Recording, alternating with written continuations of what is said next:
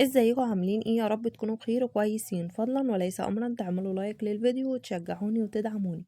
النهارده هنعمل مع بعض اكلة التوفير. هنعمل الكبيبة بالبطاطس بطريقة سهلة وبسيطة ومن غير جمبري ومن غير لحمة مفرومة. هتعملي اكبر كمية من الكبيبة بحق كيلو بطاطس بس، هتملي بيتك خير. هتتغدي وهتتعشي. زي ما انتوا شايفين هنعمل اكبر كمية من كبيبة البطاطس.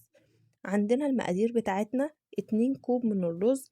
هنغسلهم كويس جدا وننقعهم في مية لمدة 3 ساعات. بعد كده هنصفي المية من على الرز كده، ونبدأ اللي احنا نفرده كده على فوطة لمدة 3 أو 4 ساعات، أو ممكن تحطيه في الهوا كده لمدة ساعة. بعد ما الرز بتاعنا هينشف هيبدأ اللي احنا ناخد منه ونطحنه كده في قلب المطحنة زي ما انتوا شايفين كده. هبدأ كده أخلص كل كمية الرز هطحنها كده في قلب المطحنة زي ما انتوا شايفين كده. في مطحنة الخلاط طبعا هنبدأ اللي احنا نطحن كل كمية الرز. بعد ما طحنا كل كمية الرز كده وبقى عندنا شبه الدقيق كده، هنبدأ نجيب نص كيلو من البطاطس ونبدأ اللي احنا نبشره كده بالمبشرة. وعندنا 2 بصلتين حجم كبير، 6 فصوص من الثوم، حزمة بقدونس وممكن عليها حزمة شبت.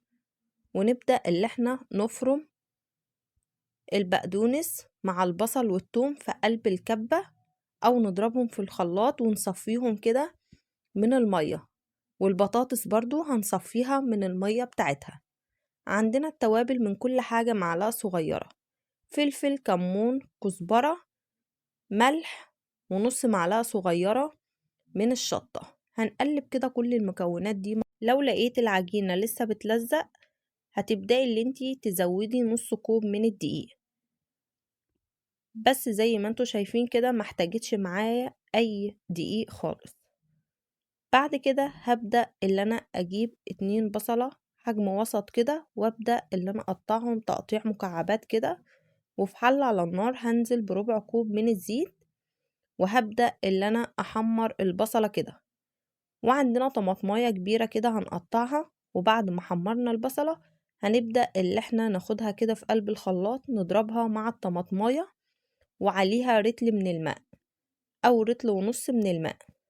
وعندنا طبعا التوابل بتاعتنا هنحطها كده على المية اللي احنا ضربناها كده في قلب البصلة، معلقة صغيرة من كل حاجة، فلفل، كمون، كزبرة، ملح، ونص معلقة صغيرة من الشطة. هي دي التوابل بتاعتنا. بعد كده هبدأ أجيب الزيت كده، أحط إيدي كده في قلب الزيت، وأبدأ اللي أنا أدي لإيدي كده مسحة بسيطة من الزيت كده، وأبدأ اللي أنا أخد قطعة من الكوبيبة كده، وأبدأ اللي أنا أكورها وأبططها كده بين إيديا زي ما انتوا شايفين شكلها كده. أول لما المية كده تبدأ إن هي تغلي بالبصلة كده، هبدأ اللي أنا أنزل بالكوبيبة كده. وطبعا هبدأ اللي أنا هدي النار بتاعتي هتكون نار وسط، ما تكونش عالية قوي. هخلص كل الكمية كده زي ما انتوا شايفين، وطبعا مش هقلبها ولا هاجي جنبها خالص. لو حسيت ان ايدي لزقت هبدأ اللي انا اخد مسحة بسيطة من الزيت وادهن ايدي، وابدأ اللي انا اكمل باقي الكمية. زي ما انتوا شايفين بدأت اغطي عليها غطا الحلة لمدة ربع ساعة. بعد ربع ساعة بالمعلقة كده، وهبدأ اللي انا احركها من فوق لتحت زي ما انتوا شايفين مش لازقة معايا في قلب الحلة. وبعد نص ساعة بالظبط بدأت اللي أنا أظبط الملح بتاعها. شايفين ما شاء الله شكل الشوربة بتاعتها، شايفين شكلها ما شاء الله قد ايه مستوية ودايبة معايا، وشكل الشوربة بتاعتها قد ايه تقيلة.